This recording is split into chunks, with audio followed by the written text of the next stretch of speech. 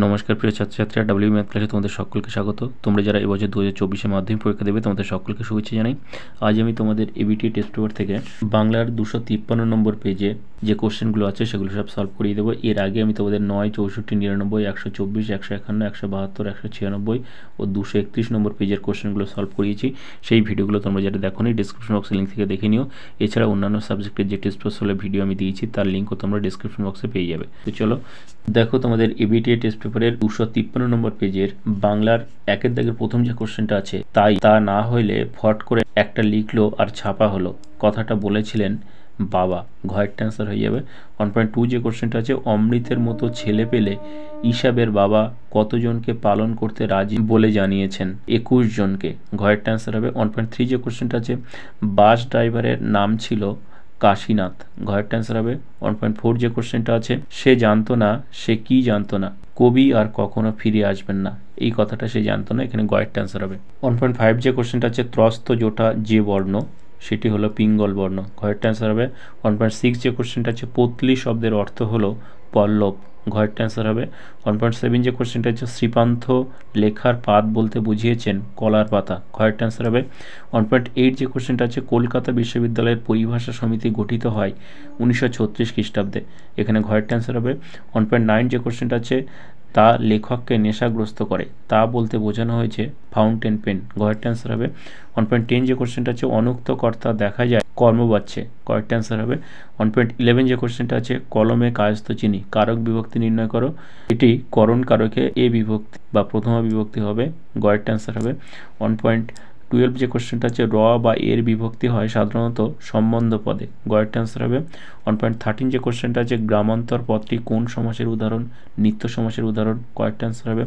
1.14 যে কোশ্চেনটা আছে, ব্যাস বাক্য অন্য যে নামে প্রচলিত তা হলো বিগ্রহ বাক্য। কয়েকটা অ্যান্সার হবে। 1.15 যে কোশ্চেনটা আছে, বনে থাকে, এখানে বাক্য গঠনের যে শর্ত পূরণ হয়নি সেটি হলো আকাঙ্ক্ষা। কয়েকটা অ্যান্সার হবে। 1.16 যে কোশ্চেনটা আছে, মিতব্যয়ী হও, কৃপণ হইও না, এখানে উজ্জ সংযোজক অব্যয়টি হলো তবে। কয়েকটা অ্যান্সার হয়ে যাবে। 1.17 যে কোশ্চেনটা আছে, ক্রিয়ার অর্থ প্রাধান্য পায় ভাব বাচ্চে। কয়েকটা অ্যান্সার হয়ে যাবে। এরপরে চলে এসো 2-এর দাগ। এখানে প্রথম যে কোশ্চেনটা আছে 2.1.1, কোন কথাটা তপন প্রথমটা ঠাট্টা ভেবেছিল? তপনের গল্প ছাপানোর কথাটা। 2.1.2, কিন্তু ইহা যে কত বড় ভ্রম তাহা কয়েকটা স্টেশন পরেই সে অনুভব করিল। কোন ধারণাকে ভ্রম বলে উল্লেখ করা হয়েছে? রাত্রে ঘুমিয়ে ট্রেন যাত্রাকে ভ্রম বলে উল্লেখ করা হয়েছে। আজও সে সেইখানে গিয়ে বসিল। কে কোথায় গিয়ে বসেছিল? এখানে নদের চাঁদের ব্রিজের ধারক স্তম্ভে বা ধারক প্রান্তে গিয়ে বসার কথা বলা হয়েছে। নেক্সট 2.1.4, কোন আওয়াজে গ্রাম মুখরিত হয়ে উঠেছিল? অদল ও বদল। নেক্সট 2.1.5, আমরাও চমকে উঠেছি বই কি। কথকরা চমকে উঠেছিল কেন? কারণ হরিদার বিরাগী বেশ দেখে কথকরা চমকে উঠেছিল। নেক্সট 2.2, এখানে প্রথম যে কোশ্চেনটা আছে 2.2.1, সিন্ধু তীরে কবিতাটি কার লেখা? কোন মূল গ্রন্থ থেকে সংকলিত? সিন্ধু তীরে কবিতাটি সৈয়দ আলাওলের লেখা, এর মূল গ্রন্থ হলো পদ্মাবতী। নেক্সট 2.2.2, কে বধিল তবে প্রিয়জনে? প্রিয়জন বলে কে কাকে সম্বোধন করেছেন? এখানে প্রিয়জন বলে ইন্দ্রজিৎ বীরবাহুকে সম্বোধন করেছেন। নেক্সট 2.2.3, বধুরা প্রদীপ তুলে ধরো, একথা বলার কারণ কি? একথা বলার কারণ হলো নতুন বা নবীনকে আগমন জানানোর জন্য। 2.2.4, আঁকড়ে ধরে সে খড়কুটো, কবি খড়কুটো বলতে কি বুঝিয়েছেন? কবির জানা 2-1টি গানের কথা এখানে বোঝানো হয়েছে খড়কুটো বলতে। নেক্সট 2.2.5, অসুখী একজন কবিতাটি বাংলা তর্জমা কে করেছেন? নবারুণ ভট্টাচার্য। এরপরে চলে এসো 2.3, এখানে প্রথম যে কোশ্চেনটা আছে 2.3.1, না থাকলে বিশ্বাস করা শক্ত, কি প্রসঙ্গে লেখক এই কথা বলেছেন? দোয়াত কলম না দেখলে, এই প্রসঙ্গে কবি এই কথা বলেছেন। নেক্সট 2.3.2, আধুনিক যুগে নিবের কলম ব্যবহার করতেন কোন বিখ্যাত বাঙালি লেখক? সত্যজিৎ রায়। 2.3.3, বৈজ্ঞানিক সাহিত্যে যত কম থাকে তত ভালো, কি কম থাকার কথা বলা হয়েছে? অলংকার। নেক্সট 2.3.4, বৈজ্ঞানিক সন্দর্ভ বলতে কি বোঝানো হয়েছে? বিজ্ঞান সংক্রান্ত প্রবন্ধকে বৈজ্ঞানিক সন্দর্ভ বলা হয়েছে। এরপরে চলে এসো 2.4, এখানে প্রথম যে কোশ্চেনটা আছে 2.4.1, বিভক্তি ও নির্দেশকের মধ্যে পার্থক্য লেখো। অ্যান্সারটা দেখো, বিভক্তি শব্দকে পদে পরিণত করে, কিন্তু নির্দেশক বচন নির্ণয় করে। নেক্সট 2.4.2 নিরপেক্ষ কর্তা কাকে বলে, উদাহরণ দাও। অ্যান্সারটা দেখো, যখন কোনো সমাপিকা ক্রিয়া ও অসমাপিকা ক্রিয়ার কর্তা ভিন্ন হয় তখন তাকে নিরপেক্ষ কর্তা বলে। যেমন তুমি এলে আমি যাব।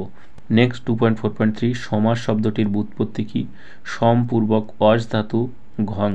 নেক্সট 2.4.4 উপমান ও উপমিত কর্মধারায় সমাসের মধ্যে পার্থক্য কি। অ্যান্সারটা দেখো, উপমান কর্মধারায় একটি বিশেষ্য অপরটি বিশেষণ থাকে, কিন্তু উপমিত কর্মধারায় দুটি বিশেষ্য পদ থাকে।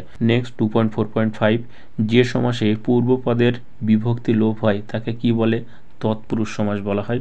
নেক্সট 2.4.6 বাক্যের যোগ্যতা বলতে কি বোঝো, যথাযথ ভাব প্রকাশকে বাক্যের যোগ্যতা বলা হয়। 2.4.7 বয়স 30-32-এর অধিক নয় কিন্তু ভারী রোগা দেখাইল, সরল বাক্যে পরিবর্তন করো।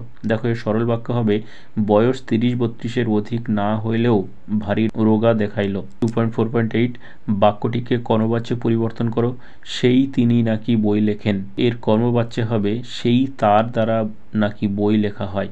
2.4.9 নিচের বাক্যটি থেকে সমাসবদ্ধ পদটি বেছে নিয়ে ব্যাস বাক্য সহ সমাস নির্ণয় করো। মিথ্যেবাদী কথাকার। দেখো এই মিথ্যেবাদী শব্দটা ব্যাস বাক্য হবে, মিথ্যে কথা বলে যে, এটি একটি উপপদ তৎপুরুষ সমাস। নেক্সট 2.4.10 করণে বিপসার উদাহরণ দাও। করণে বিপসার একটি উদাহরণ হলো, পুষ্পে পুষ্পে ভরে গেছে গাছটা। তো এই ছিল তোমাদের এবিটি টেস্ট পেপারের 253 নম্বর পেজের বাংলার 1 নম্বরের সমস্ত কোশ্চেন অ্যান্সার। তো আজকে ভিডিওটা এই পর্যন্ত। ভিডিওটা ভালো লাগলে একটা লাইক করে এবং আগের ভিডিওগুলো তোমরা যেটা দেখোনি ডেসক্রিপশন বক্সের লিঙ্ক থেকে দেখে নিও। আর পরের সমস্ত ভিডিও সমস্ত সাজেশন পাওয়ার জন্য চ্যানেলটা সাবস্ক্রাইব করে পাশে বেল আইকন প্রেস করে দাও। Thank you for watching.